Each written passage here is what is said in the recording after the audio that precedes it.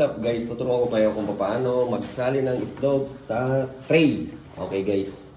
So, ito, mapansin nyo guys, ang tray, ang paghawak ng tray, ito, pag napansin niyo na malinis to sa gilid, and then kabilang gilid, ayan, dito ang hawak nyo guys. So makikita nyo, mayroon ditong dalawang gitling, no? Din dito rin. So ayan, ang paghawak, ayan, napansin nyo guys. Ganyan. So itututok, eto na. Sabay itataklod nyo dito sa plastic tray. Ayan. So i-flip top nyo. So ayan lang. Then hawak kayo ng panibagong tray na paper tray. Then itong pagtatapatin niyo itong may gitling dito, saka may gitling dito. Ayan. So ayan guys. Then balik na. Ganun lang. Napakasimple. So pag dito sa plastic tray mga lodi, ang dito naman malapad siya. So walang gitling. So dito naman sa kabilang side niya ay malinis po. Ayan. So yung malapad po, ito, kung sa paper tray ay yung may gitling na dalawa, sa ano naman sa plastic ay plain siya na may makapal, malapad na portion dito. So pagtatapatin mo lang yun. Okay. So, halimbawa, kukuha tayo ng isa ay eto. Ito paghawak, yung may gitling dito. Ayan.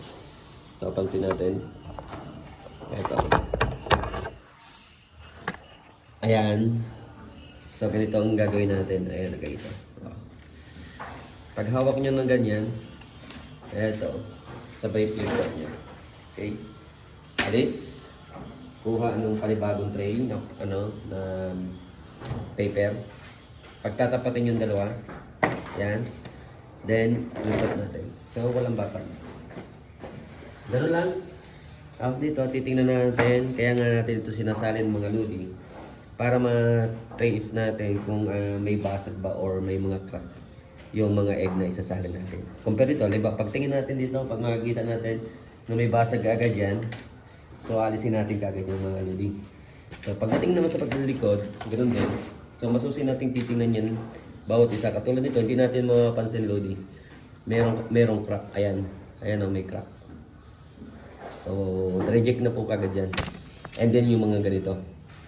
Ayan. No. So maalis natin guys. Ayan. So masusin natin titingnan kaya matagal po sa pagsasali ng itlog. Ayan. Ganun lang. Flip top. So, ayan. Papalitan natin yung mga may basa. O, diba? Kuha ng tray na panibago. Ayan. So, titingnan natin kung may mga basag. So, gano'n lang mga lodi. Kaya napakahirap din ng pagkaganito pag nagsasali. Kasi pag pinagkatiwala natin sa iba yan, malamang mabilis yung trabaho. Pero yung basag, hindi po mapapansin. No? Yung iba kasi sali lang na salin diretso. Pero tayong may mga may malasakit sa negosyo ay maiwasan po natin yung mga lodi. Dahil po pag hindi natin pansin yan at maisama na kagad sa wala pong palit yan mga lodi, no? So ganoon lang po ang ginagawa natin. Kailangan natin masusin natin titingnan para dito pa lang sa farm ay matatanggal na po at pwede natin papalitan sa kanila. Yan lang po, isang negosyo tips na naman ni Tennis Ray Rice. Kung hindi po kayo nakaparo sa akin profile page, follow nyo na. Tennis Ray Rice lang po. Maraming salamat sa panonood and God bless you all. Bye bye.